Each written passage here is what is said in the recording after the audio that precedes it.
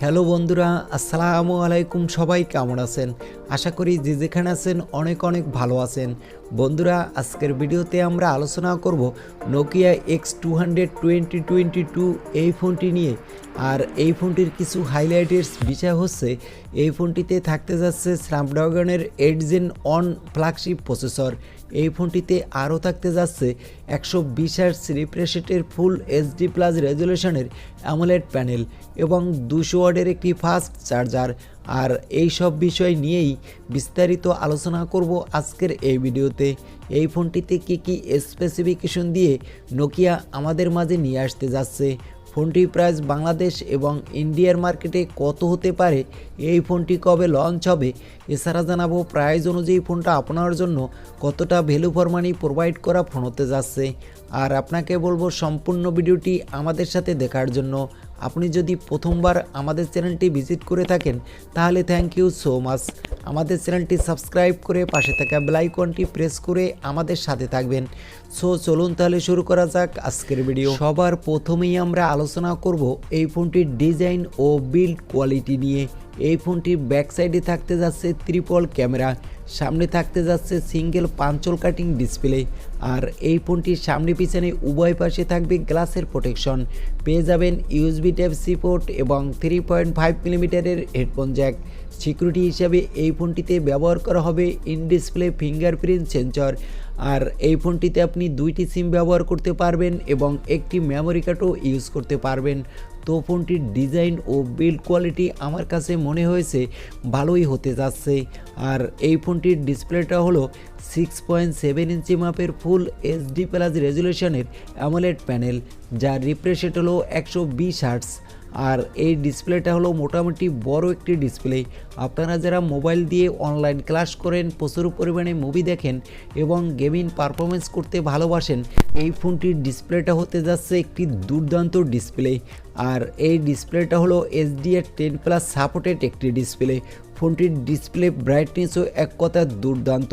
তো ফোনটির ডিসপ্লে কোয়ালিটিও আমার কাছে মনে হয়েছে ভালোই হতে যাচ্ছে। এবার আমরা আলোচনা করব এই ফোনটির ক্যামেরা সেকশন নিয়ে। এই ফোনটির ব্যাক সাইডে থাকবে ট্রিপল ক্যামেরা, যার প্রাইমারি লেন্স হলো 108 মেগাপিক্সেলের। ফোনটিতে পেয়ে যাবেন 12 মেগাপিক্সেলের একটি আলট্রা ওয়াইড অ্যাঙ্গেল লেন্স এবং 12 মেগাপিক্সেলের টেলিফোটো লেন্স।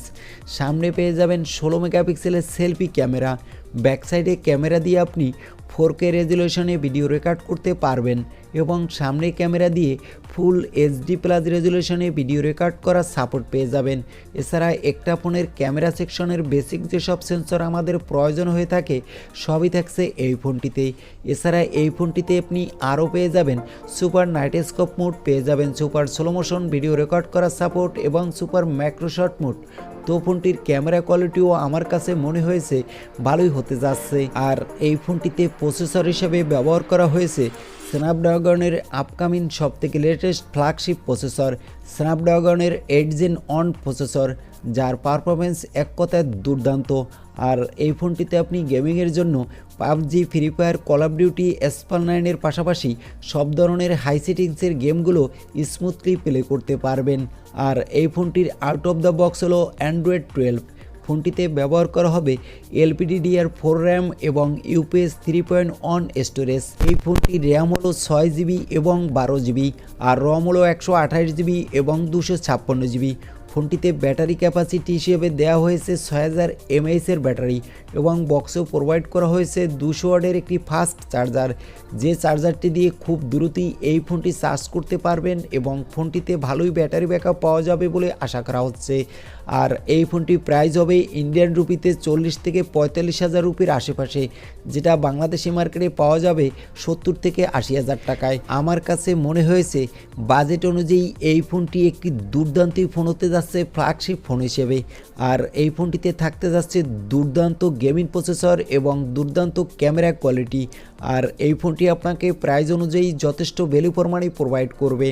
আর এই ছিল আজকের ভিডিওটি কেমন লাগলো তা অবশ্যই কমেন্ট করে জানাতে ভুলবেন না। আর ভিডিও ভালো লাগলে একটি লাইক করে দিবেন এবং আমাদের চ্যানেলে নতুন হলে সাবস্ক্রাইব করে পাশে থাকা বেল আইকনটি প্রেস করে আমাদের সাথে থাকবেন। আজকের মতো আল্লাহ হাফেজ।